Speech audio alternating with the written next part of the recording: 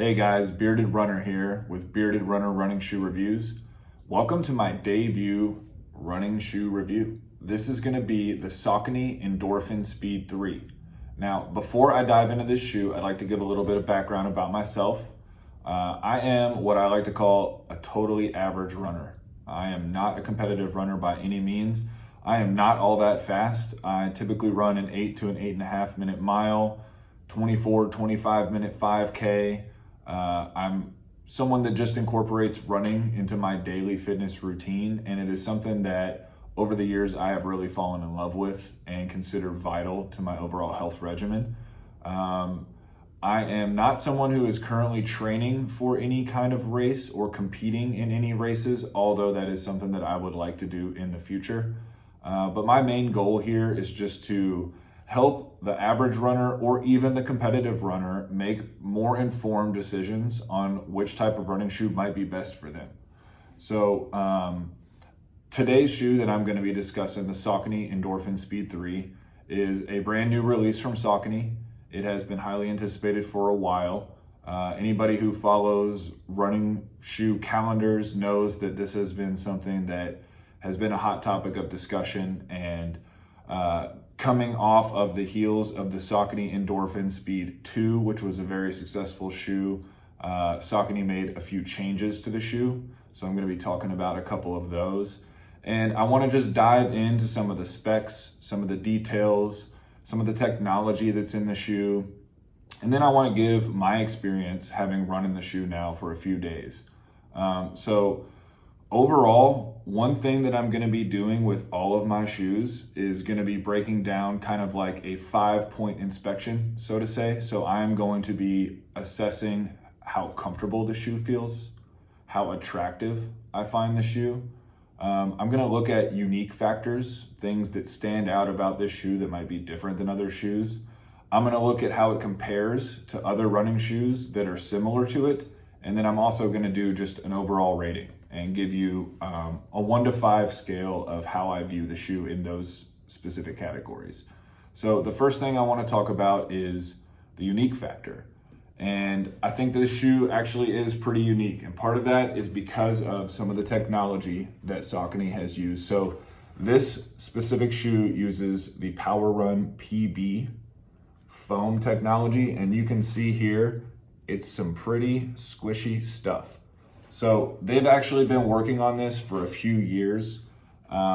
This is technology that Saucony uses, I believe, some recycled plastic with, and it's something that is considered low density. So the shoe is very lightweight while still maintaining a lot of cushion. And one of the main things that I noticed about this cushion is the overall responsiveness. And I would say it is a bouncy shoe without being too spongy. So there's a good energy return and a good feedback with the shoe. I would say on a 1 to 5 scale, I would give the unique factor 4.5 out of 5.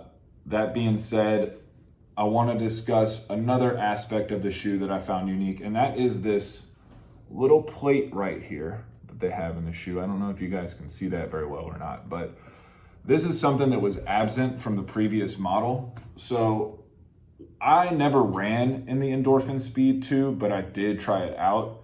And one of the things that I noticed immediately with it was that I felt a little unstable in it. So the same cushion and responsiveness and bounciness was amazing in the 2, but in the 3, they've added this for some increased stability. And I felt that when I ran. I never felt like I was wobbly.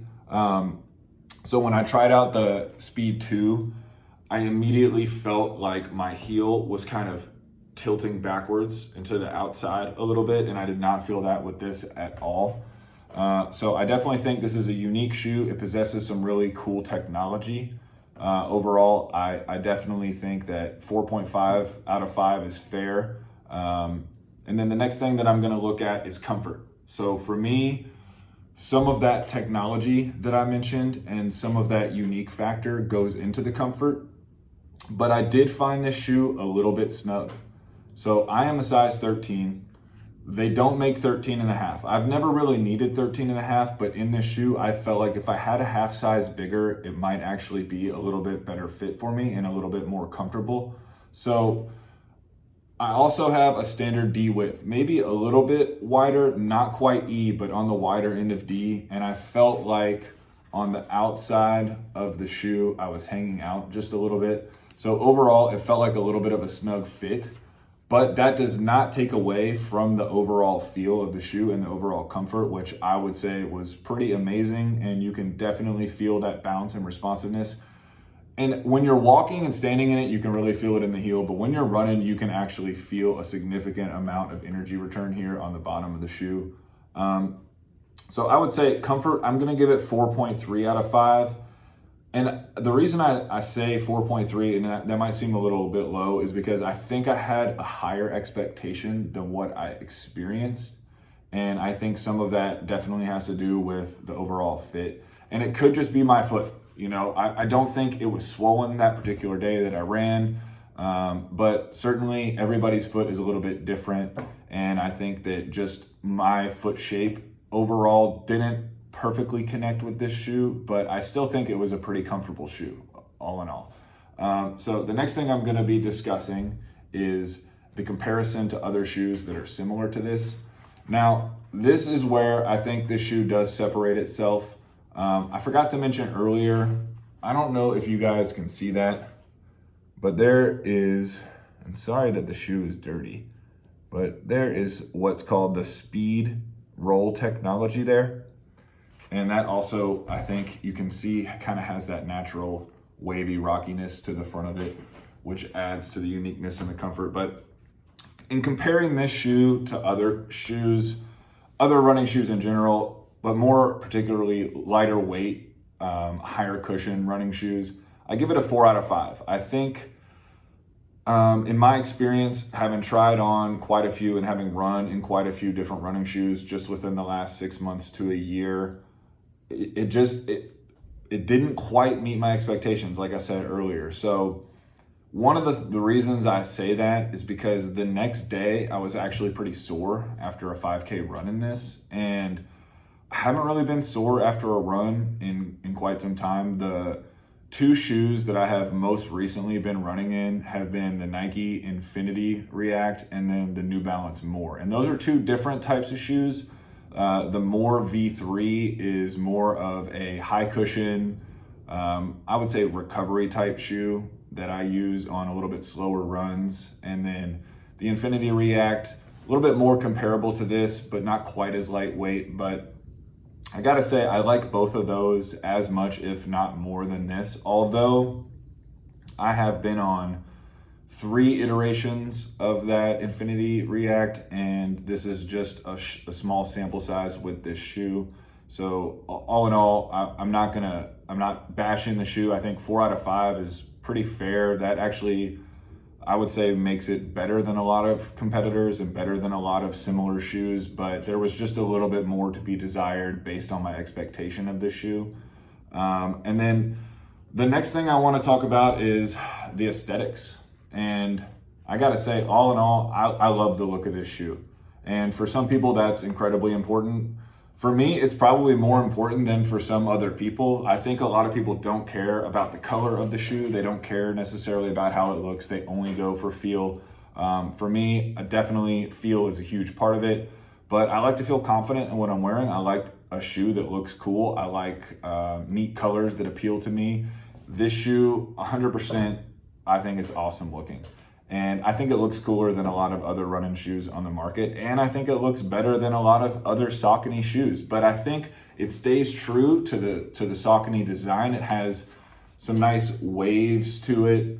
The logo has a nice appeal to it. I think this particular colorway is really nice. I would give it a 4.8 out of 5 in terms of overall aesthetics. And then I would give the shoe overall 4.4, maybe 4.5 out of 5. I'd say it's like a B plus or an A minus. You know, it's a shoe that I will run in again. It's a shoe that I will keep. It will be in my arsenal moving forward.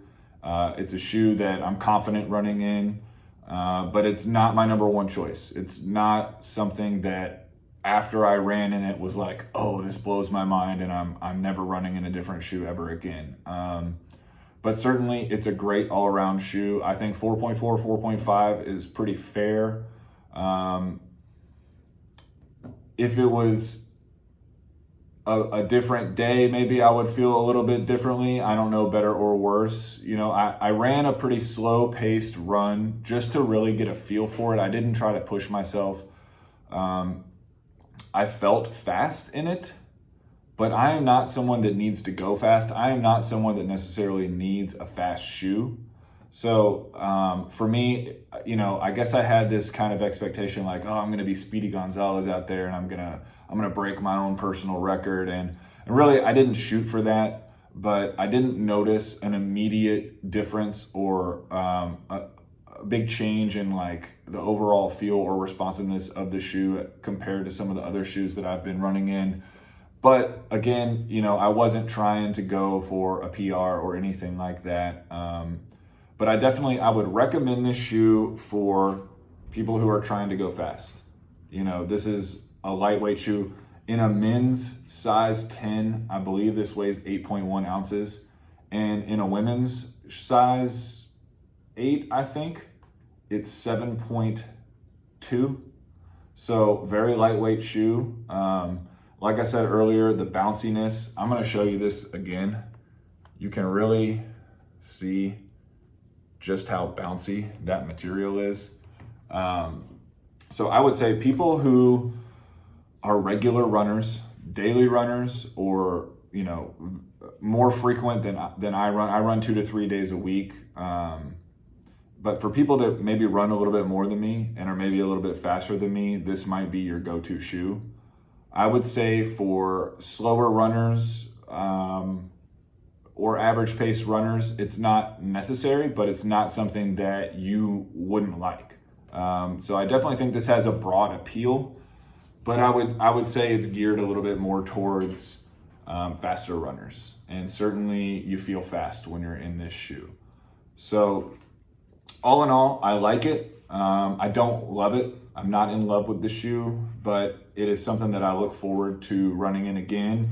And maybe I'll do a follow-up with this since I only had one short run and then one 5K run in it. So maybe if I give it another shot here on like maybe a 10K run in a couple weeks, I might feel a little bit differently about it. But yeah, I'm gonna wrap up here with this shoe, and I think my dog just sneezed.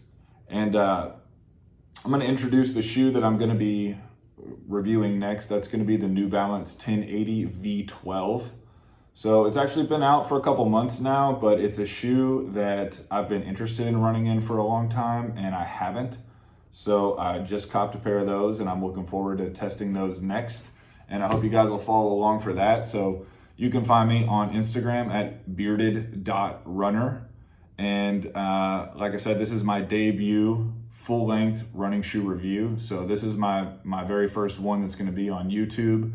But please give my Instagram a follow, like and subscribe to my YouTube page. And I appreciate you guys checking out my video. I hope you stay tuned for a lot more exciting stuff that I have planned in the future. So that'll do it for me today. Again, I'm Bearded Runner, and this is the Saucony Endorphin Speed 3. And I really appreciate you guys checking it out with me. All right, you guys have a good one.